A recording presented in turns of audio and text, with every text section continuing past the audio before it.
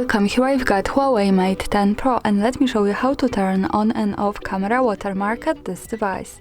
So let's start by tapping on camera button to open it, and for now we are on standard photo mode. From here let's go to right corner button so we can open camera settings. Now at the third place we can see add watermark option, so by using the button from the right we can easily turn it on and turn it off as we need. Now let me keep it turned on. Let's move back to the camera to take a photo to see how this watermark looks like at the real picture.